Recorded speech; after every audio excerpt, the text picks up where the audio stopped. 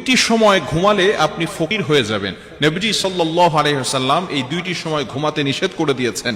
আমরা অনেক সময় এমন কিছু টাইমে ঘুমিয়ে থাকি যে সময় ঘুমাতে নবীজি সাল্লাল্লাহু আলাইহি ওয়াসাল্লাম নিষেধ করে দিয়েছেন।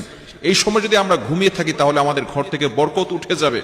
নাম্বার ওয়ান, এক নাম্বার হচ্ছে ফজরের পরে ঘুমানো, ফজরের নামাজের সময় ঘুমানো। নবীজি সাল্লাল্লাহু আলাইহি ওয়াসাল্লাম এই সময় ঘুমিয়ে থাকতে নিষেধ করে দিয়েছেন।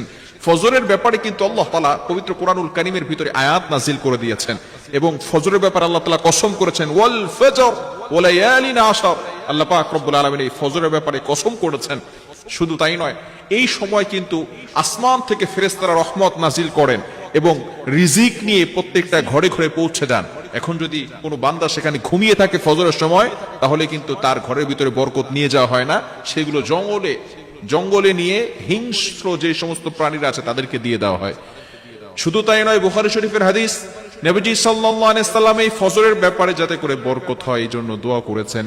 তিনি দোয়া করেছেন, আল্লাহুম্মা বারিক লি উম্মতি ফি বুকুরিহা, আয় আল্লাহ আমার উম্মতের সকালটা বরকতময় করে দেন। আল্লাহ পাক রব্বুল আলামিন এই দোয়াটা কবুল করে নিয়েছেন।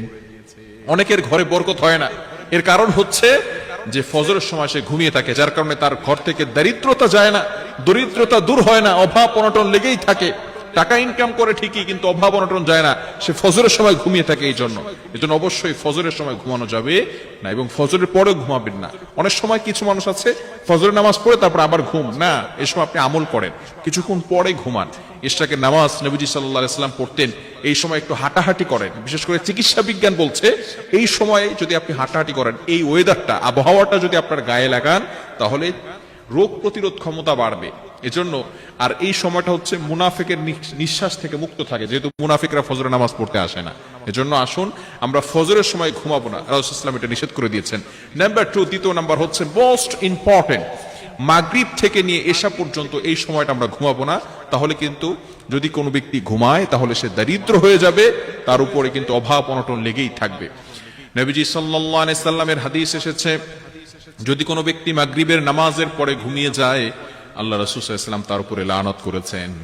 রাসূল সাল্লাল্লাহু আলাইহি ওয়াসাল্লাম মাগরিবের নামাজের পরে ঘুমাতেন না, কোন সাহাবী নামাজের পরে ঘুমাতেন না, ইশারের নামাজের পরে ঘুমাতেন। মাগরিবের নামাজের পরে ঘুমাবেন না। হ্যাঁ, যদি কোনো ব্যক্তি অসুস্থ থাকে, কোনো ব্যক্তি যদি সারাদিন সফর করেছে, সেটা ভিন্ন বিষয়। কিন্তু কিছু মানুষ অভ্যাসে পরিণত হয়ে গিয়েছে, মাগরিবের নামাজের পরে সে ঘুমিয়ে থাকে। মাগরিবের নামাজের পরে ঘুমাবেন না। হাদিসের ভিতরে এসেছে মাগরিবের নামাজের পরে ঘুমানো, এটা সাহাবায়ে কেরাম করতেন না। নবীজি সাল্লাল্লাহু আলাইহি ওয়াসাল্লাম মাগরিবের নামাজের পরে ঘুমাতেন না। হ্যাঁ, তিনি তাড়াতাড়ি এশার নামাজ পড়ে তাড়াতাড়ি ঘুমিয়ে যেতেন। কিন্তু আমরা মাগরিবের নামাজ পড়ে একটু ঘুমাই, আবার দেখা যাচ্ছে সারা রাত ধরে আমরা ফোন ইউজ করে থাকি, বিভিন্ন ভাবে আমরা অন্য কিছু ব্যবহার করে থাকি। এজন্য এই দুইটি সময় ঘুমানো থেকে আমরা বিরত থাকবো। দুইটি সময় যদি ঘুমাই তাহলে কিন্তু দরিদ্রতা চলে আসবে। নাম্বার 1, এক নাম্বার হচ্ছে ফজরের সময় ঘুমানো যাবে না, ফজরের পরে ঘুমানো যাবে না। নাম্বার 2, দ্বিতীয় নাম্বার হচ্ছে মাগরিবের নামাজের পরে এশা পর্যন্ত এই সময়টা ঘুমানো যাবে না। আল্লাহ তাআলা আমাদের সকলকে বুঝার তৌফিক দান করেন।